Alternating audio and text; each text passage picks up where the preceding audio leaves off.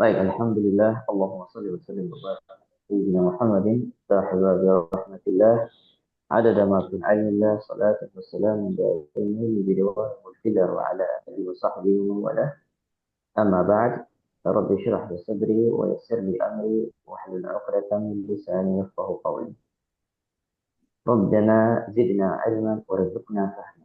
Alhamdulillah, sebelumnya saya mohon maaf hari ini sedikit molor, kebetulan saya juga masih di eh, tempat kerja di sekolah ya, karena ada Oh, mengejar akreditasi sekolah dan segala macam, akhirnya ya kita terpaksa lembur-lemburan dulu. oh, Masya Baik. Allah. Tapi alhamdulillah ada waktu ini untuk kita isi dulu sejenak. Eh, baik, alhamdulillah hari ini kita akan melanjutkan sedikit materi yang menurut saya juga ini materi juga lumayan penting untuk kita serap karena ini masih berhubungan dengan yang kemarin terkait dengan tafkhim dan tarkib. Baik, tafkhim dan tarkib yang akan kita pelajari pada malam hari ini, insya Allah berkenaan dengan hukum ro, hukum ro tafkhim atau hukum ro tarkib. Namun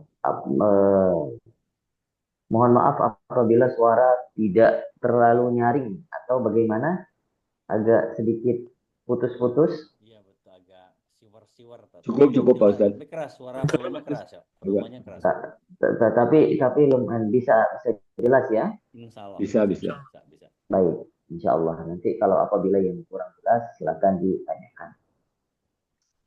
Baik, mengenai hukum ro, tarkib, dan tafkhim. Qala al-musannifu rahimahullahu ta'ala wa nafa'ana bi'ulumihi fi darain amin. Wa raqiqir ra'a idza ma kusirat kadzaka ba'da al-kasri haitsu sakanat. Dan bacalah huruf ro tarkib, warak ro dan tertibkanlah huruf ro idza ma kusirat apabila dia dikasrohkan. Kadzaka ba'da al-kasri haitsu sakanat. Begitu juga apabila ro itu eh, kasroh, ro itu sukun dan huruf sebelumnya kasroh. Nah, itu baik pertama maknanya seperti itu. Dan tertibkanlah huruf ro apabila dia dikasrahkan. Demikian juga apabila huruf ro itu sukun dan huruf sebelumnya kasroh. Baik, kita akan melihat bagan yang nantinya insya Allah akan memberikan, saya baca uh, teksnya dahulu, ya, baiknya dahulu, karena kita akan membaca ini sampai akhir bab. In lam takun min qabli harfi isti'la, atau kanatil kasratu laysat asalah. Apabila sebelum huruf ro bukan huruf isti'la atau kasrohnya bukan kasroh asli. Nah, wal khulfu fi firqin li kasrin yujadu. Dan ada perselisihan antara lafaz firqin apakah dibaca tafkhim atau tarkib. Wa akhfi takriran ila tashaddadu karena adanya kasroh asli pada huruf sebelum ro sukun. Ringankanlah takrir apabila ro bertasydid. Baik, insya Allah kita akan melihat bagan secara jelasnya bagaimana penjelasan terkait huruf ro, tarkib, dan tafkhim. Baik, saya akan mencoba masuk ke bagan yang terlebih dahulu.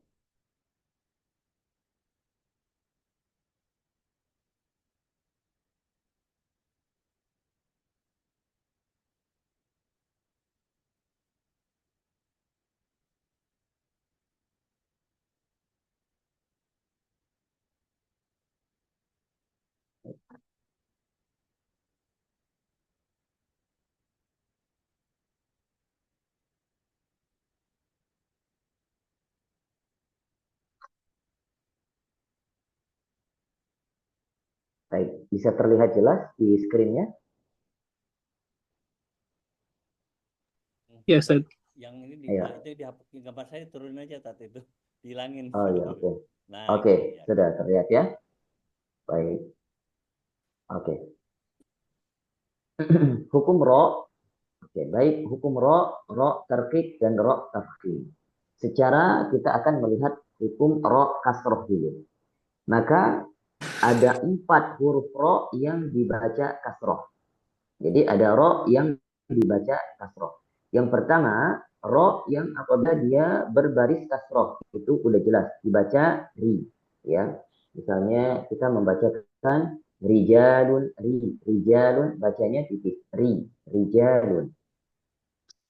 Kemudian yang kedua, ro mati sebelum kasroh. Ro mati sebelum kasroh. Seperti contohnya firdausun. Fir bukan fir, tapi bacanya fir. Maka itu ro mati sebelum kasroh. Dan ro mati sebelumnya huruf yang juga mati dan sebelumnya berbaris kasroh. Contohnya seperti hijar, livi hijar. Jadi ro yang paling akhir itu sukun, kemudian huruf sebelumnya juga sukun, kemudian huruf sebelumnya kasroh, maka dibaca kasroh. Livi maka dibaca tarkhim. Livi hijar, livi hijar. Jadi bukan livi hijar, hijar tidak, tapi bacanya hijar, livi hijar. Baik, selanjutnya ro mati sebelum ya mati. Ro mati sebelum ya mati.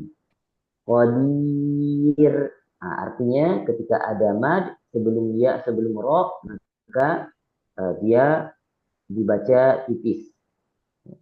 Qadir apabila ro diwakafkan dan sebelumnya ada huruf mad. Baik itu huruf mad lain atau huruf mad yang dibaca asli. Qadir atau khair itu dibaca tipis. Maka secara kesimpulan yang mudah dipahami, hanya empat keadaan ini ro itu dibaca tipis. Selainnya itu dibaca tebal. Dan ada nanti jawazul wajhain. Ada yang bisa dibaca dua pendapat, dua wajah. Artinya dua wajah bisa dibaca tebal, bisa dibaca tipis.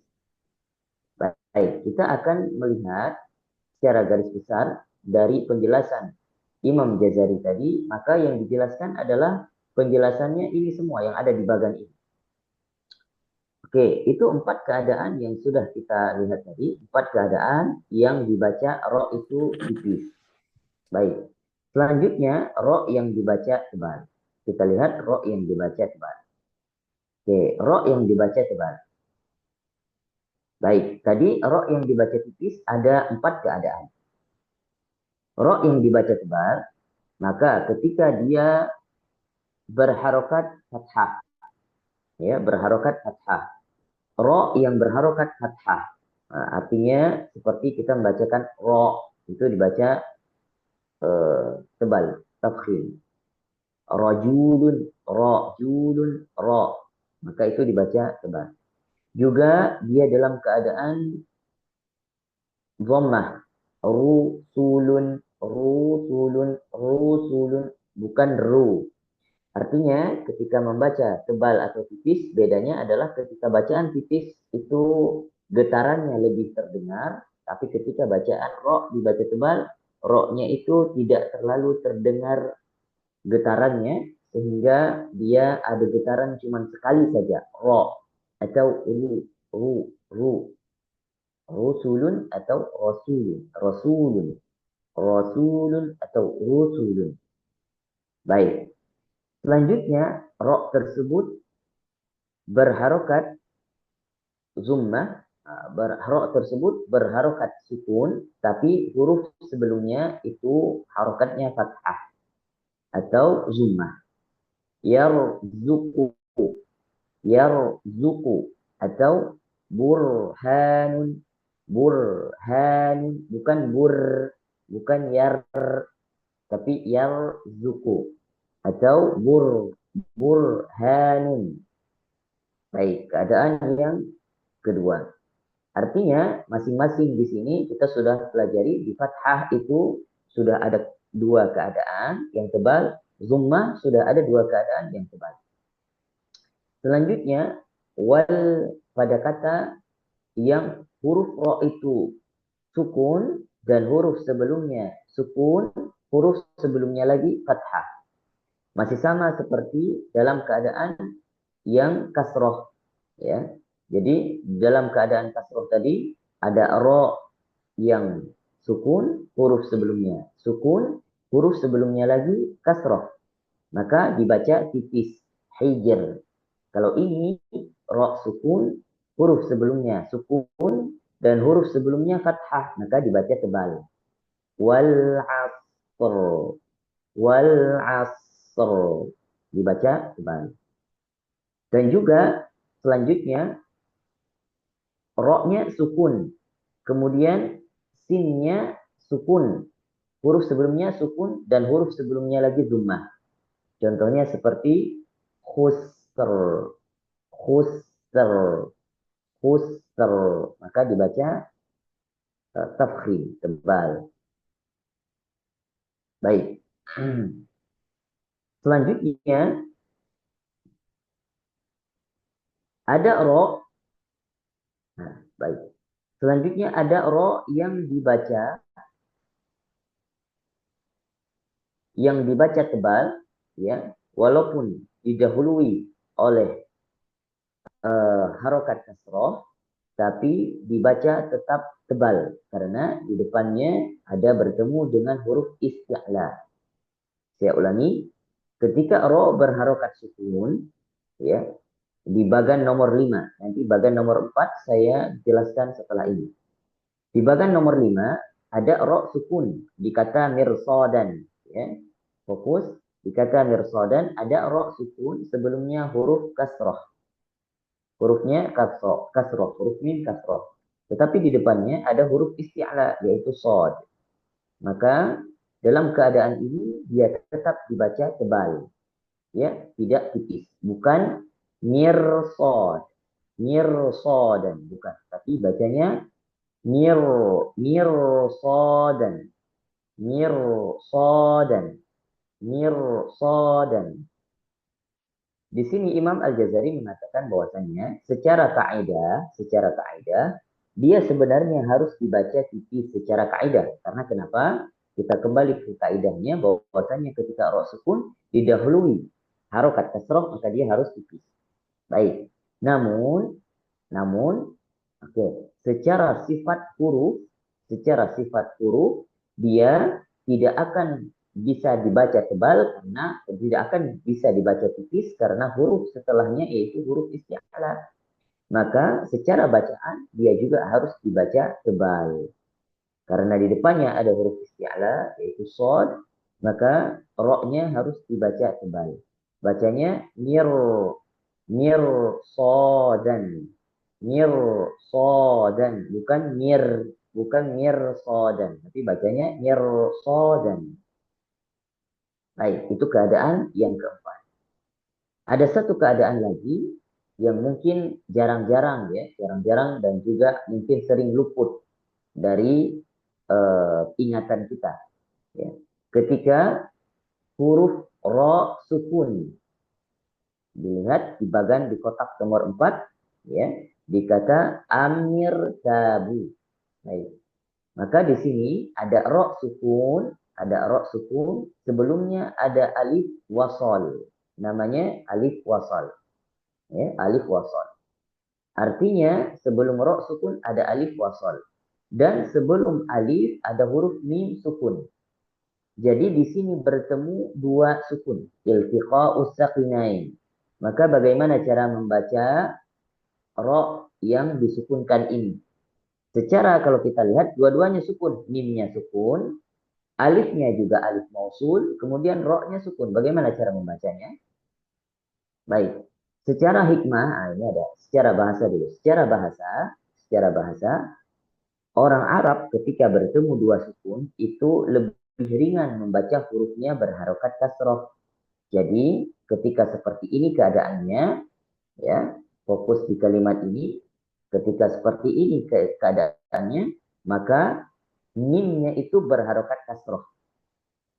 Jadi cara bacanya amir, amir, tabu, amir, tabu. Baik.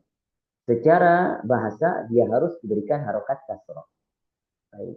Kenapa diberikan harokat kasroh itu secara bahasa. Adapun secara hikmahnya, ketika bertemu dengan dua sukun, nah ini hikmah. Ketika bertemu dengan dua sukun, maka sama seperti dua orang yang sedang, nah, misalnya yang sedang diam-diaman, sukun artinya diam ya. Dua orang yang sedang diam-diaman, maka salah satunya harus nyengir. Bukankah kasroh kita bacakan nyengir? Artinya di sini secara hikmah, ketika ada dua orang yang sedang berdiam, ya, saling diam-diam, maka harus satu orangnya itu harus tersenyum. Jadi maka itu secara hikmah. Ini hikmahnya juga. Jadi kalau ada dua yang lagi marah-marahan, lagi diam-diaman, maka harus satu orang itu yang harus memulai senyum. Begitu juga di dalam dua kata ini, ketika bertemu dua sukun, maka harus berharokat satu orang, satu huruf. Apa itu? Huruf mim berharokat kasroh. Oke, cara membacanya bagaimana? Tebal atau tipis cara baca? Karena setiap ro yang didahului alif mausul, ya alif mausul yang di tengahnya, alif mausul itu adalah alif yang ketika dibaca sambung itu tidak dibaca. Dia tertulis tapi tidak dibaca. Tetapi kalau seandainya ketika dia diwakaf dan dia dimulai dari huruf alif itu, misalnya kata am ini tidak ada, kata am tidak ada, maka harus dibaca irtabu, dimulai dari tetap dimulai dengan harokat kasroh. Baik, ketika dia dilanjutkan dengan kalimat sebelumnya, artinya tidak diwakafkan, ada kata am sebelumnya dan ada kata irtabu, ada kata ertabu, bukan irtabu, ertabu karena dia tidak ada harokatnya, maka huruf mim yang diharuskan berharokat kasroh. Tetapi dalam keadaan huruf ro itu harus dibaca tebal. Jadi kaidah selanjutnya, huruf ro sukun apabila didahului oleh alif mausul, maka dia harus dibaca tebal. Bagaimana cara bacanya? Amir, amir, tabu. Meskipun huruf mimnya berharokat kasroh. Amir, tabu, amir, tabu. Bukan amir, tabu. Sama. Begitu juga kalau huruf kalimat amnya tidak ada. Maka yang ada cuma huruf alif saja. Maka sebelum alif itu harus dibaca kasroh. Maka alif itu harus dibaca secara tebal. Tabu. Bukan tabu. Tapi bacanya tabu. Harus ditebalkan. Baik. Ini 5 keadaan yang harus dibaca kasroh, yang harus dibaca takfir, yang harus dibaca tebal, ya, yang harus dibaca tebal. Artinya 3 keadaan, ya, 3 keadaan yang dibaca absolut, artinya 3 keadaan fathah, 3 keadaan fathah yang harus dibaca tebal. 3 pertama, ya, ini 3 keadaan fathah yang dibaca tebal dan 3 keadaan summah yang dibaca tebal. Nah, baik, yang 2 ini selanjutnya ini adalah 2 keadaan kasroh yang harus dibaca tebal. Ya. Jadi 2 yang di bawah ini 2 keadaan kasroh yang harus dibaca tebal. Sedangkan 3 di atas itu adalah 3 keadaan fathah yang harus dibaca tebal dan 3 keadaan summah yang harus dibaca tebal. Maka kita simpulkan bahwasannya secara keseluruhan bacaan yang dibaca tipis hanya 4 keadaan ini saja yang harus kita ingat. Maka selain itu bacaannya dibaca tebal. Jadi 4 ini saja yang harus kita lihat. Ini yang harus kita ingat, dibaca tipis, ro dalam keadaan kasroh, ro yang sukun diawali harokatnya kasroh, kemudian ro yang sukun huruf sebelumnya sukun dan huruf sebelumnya lagi berharokat kasroh, dan satu lagi ro yang sukun didahului oleh mad dan didahului oleh lain, mad lain. maka itu harus dibaca kasroh. Selain 4 keadaan ini, maka harus dibaca tebal. Ada khilaf pendapat ulama disebut dengan jawazul wajhain. 2 bacaan yang bisa dibaca. Pertama, ketika ro mati sebelum kasroh, ya. Kemudian ro mati huruf sebelumnya kasroh. Setelahnya terdapat huruf ko, terdapat huruf o atau terdapat huruf isti'la yang juga berharakat kasroh. Nah, oke. Ada, saya ulangi, ada huruf ro sukun. Kita lihat di contohnya, huruf ro sukun. Huruf sebelumnya huruf fa itu kasroh. Dan huruf setelahnya huruf ko itu kasroh. Ya, huruf ko itu huruf isti'la. Maka dalam keadaan ini boleh dibaca tebal dan boleh dibaca tipis. Jadi dikatakan jawazul wajhain. Boleh dibaca tebal, boleh dibaca tipis. Bagaimana baca tebal? Firqin. Firqin. Kalau dibaca tipis jadinya firqin. Firqin. Oke. Imam Ghazali mengatakan bahwasanya sebenarnya ini secara kaidah dia harus dibaca tipis. Kenapa? Karena ro sukun diawali dengan harokat kasroh. Tidak ada keadaan huruf ko walaupun di depan huruf ko, huruf istilah, tapi secara kaidah dia harus dibaca tipis seharusnya. Maka dari pendapat ini lebih diutamakan dia dibaca tipis daripada dibaca tebal. Oh, Ustaz, tapi kalau mau dibaca tebal boleh saja. Ya, boleh saja. Tapi lebih utama mana? Lebih utama dibaca tipis. Baik. Selanjutnya dalam keadaan ro yang sukun, sebelumnya huruf isti'la yang sukun. Ya, dan huruf sebelumnya lagi diawali dengan harokat yang kasroh. Maka dalam keadaan ini juga bisa dibaca tipis dan dibaca tebal. Contohnya kalau dibaca tebal, nisr. Dibaca tipis, nisir. Nisir. Nisir. Itu dibaca tipis. Maka lebih afdol yang mana Ustaz? Tetap lebih afdol dibaca tipis. Karena secara kaidah ro dibaca tebal apabila huruf di depannya yang isti'la, bukan huruf sebelumnya ya. Sedangkan ini huruf sebelumnya yang isti'la. Sod sebelum ro, bukan setelah ro. Maka, tetapi karena huruf sebelum ro ini kebetulan dia huruf isti'la juga, maka akan sukar. Mungkin sebagian logat orang yang membaca Al-Quran agak sedikit sukar kalau dia dibaca tipis. Tapi lebih afdolnya mana? Lebih afdol tetap dibaca tipis. Ini menurut pendapat Imam Al-Jazari. Selanjutnya, keadaan selanjutnya yang terakhir adalah huruf huruf ro yang mati, yang sukun. Kemudian huruf di belakangnya ini bukan huruf belakangnya. Yang dilihatnya adalah huruf ro yang sukun. Ini sebenarnya ada huruf ya yang dibuang. Harusnya yasri, hurufnya yasri. Ya, kita akan mendapatkan beberapa contoh lain selain ini. Yasri atau istri, ya, itu ada di dalam beberapa kalimat. Ini sebenarnya ada ya yang dibuang setelah huruf ro. Jadi setelah huruf ro sukun sebenarnya ada ya yang dibuang. Kalau ada ya, seandainya dia ada ya, maka ro itu dibaca kasroh yasri, bukan yasr, bukan.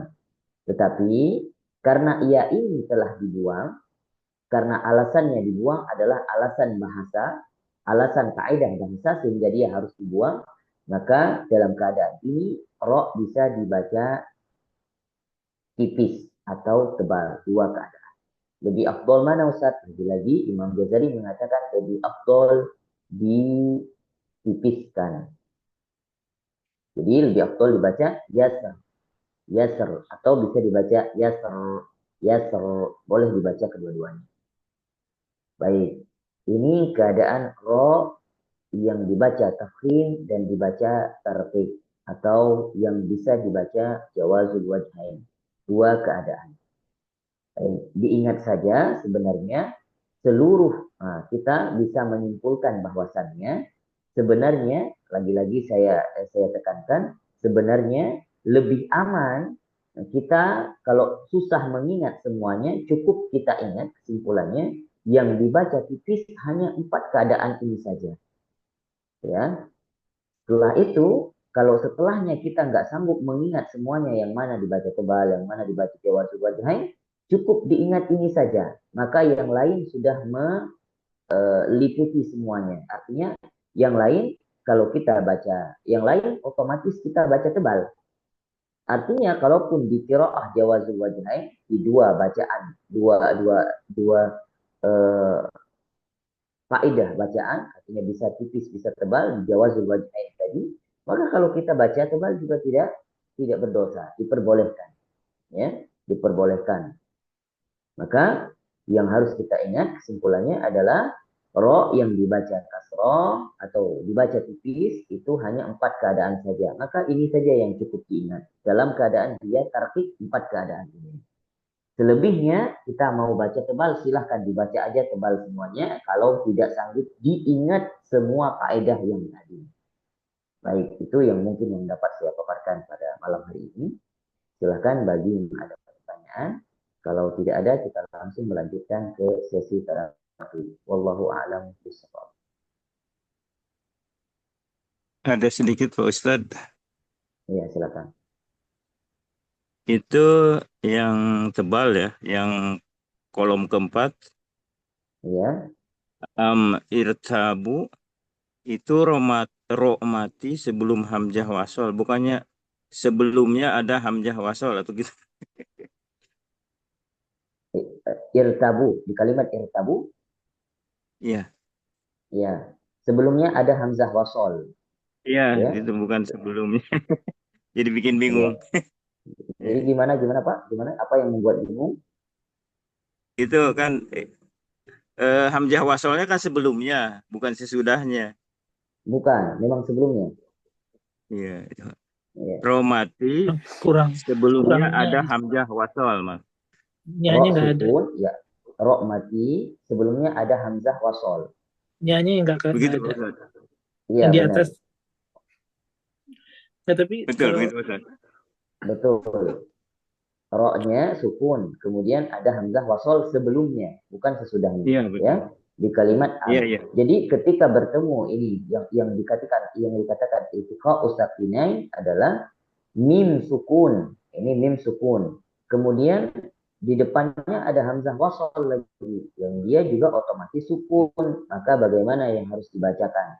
Dia harus diberikan harokat kasroh salah satunya. Apa yang diberikan? Huruf mim yang diberikan harokat kasroh. Tapi cara bacanya itu harus dibaca tebal. Karena secara kaidah dia rok sukun itu diawali oleh hamzah wasol, diawali oleh hamzah wasol atau sebelumnya hamzah wasol, gitu ya. Oke. Iya. Ada yang masih bingung Jelas, Pak Mas. Fikar? Sudah jelas sekarang. Jelas ya. Oke. Mungkin saya juga ini termasuk kalau ketika bertemu di dalam Al-Quran mungkin juga masih agak luput ini dibaca amir tabu atau amir tabu. Nah, harusnya kita baca tebal ya, harusnya dibaca tebal. Amir tabu. Atau ketika dia diawali oleh hamzah wasol, irtabu. Baik, ada lagi? ya Ustaz, sedikit tadi kalau dari penulisan standar kan untuk Quran standar mimnya nggak ditulis sukun kan Ustaz, selalu ditulis dengan kasroh. Ya, baik. Ini juga ada beberapa kalau kita lihat dalam kasus ini, kalau mushaf Indonesia itu terkadang huruf mimnya nggak diberikan kasroh, bukan. Kalau mushaf Indonesia itu relatif mimnya itu masih diberikan tanda sukun. Tapi kalau di apa namanya kalau di mushaf Madinah itu mimnya kebanyakan tidak diberikan tanda lagi. Jadi huruf-huruf yang sukun kebanyakan tidak diberikan tanda, ya. Khususnya huruf mim dan nun itu kebanyakan tidak diberikan tanda sukun lagi. Tapi kalau positifnya Al-Quran Madinah itu hamzah wasolnya diberikan tanda sifar, ya, tanda bukan tanda sukun, tanda seperti tanda nol gitu ya. Itu menunjukkan hamzah wasol. Jadi kita bisa membedakan mana hamzah wasol, mana hamzah qata begitu. Jadi lebih mudah kalau kita lihat di Quran Madinah karena mereka itu menandai hamzah wasol dan hamzah qata. Adapun Indonesia itu mushafnya tidak menandai mana hamzah wasol, mana hamzah qata, itu tidak diberikan tanda. Kebanyakan begitu. Tetapi positifnya kalau mushaf Indonesia itu masih diberikan tanda sukun di huruf mim dan huruf nun. Gitu. Jadi seharusnya memang kita bagaimana cara melihat dan cara mempelajari mana hamzah wasol dan hamzah qata, ya lagi-lagi kita harus balik lagi mempelajari kaidah bahasa Arab biar lebih paham mana hamzah wasol, mana hamzah qata. Tapi ala kulli hal di balik itu semua kita bisa menandai hamzah wasol itu, ya hamzah wasol itu apabila kalau kita lihat hamzah wasol itu memang yang terjadi iltiqa usakinain ini kebanyakan di hamzah wasol. Kalau hamzah qata saya yakin kebanyakan kalimat di Indonesia belum pernah kalimat yang ada dalam Al-Qur'an belum pernah diketemui dua iltiqa usakinain, dua yang sukun bertemu dengan hamzah qata, tidak. Gitu. Jadi cukup itu saja yang diingat, gitu ya. Kecuali kita kalau melihat syair-syair, kalimat-kalimat Arab yang lain selain yang ada bacaan Al-Quran, mungkin kita banyak yang bertemu iltiqa usakinain dengan hamzah qata. Baik. Ada lagi? Terima kasih, Ustaz.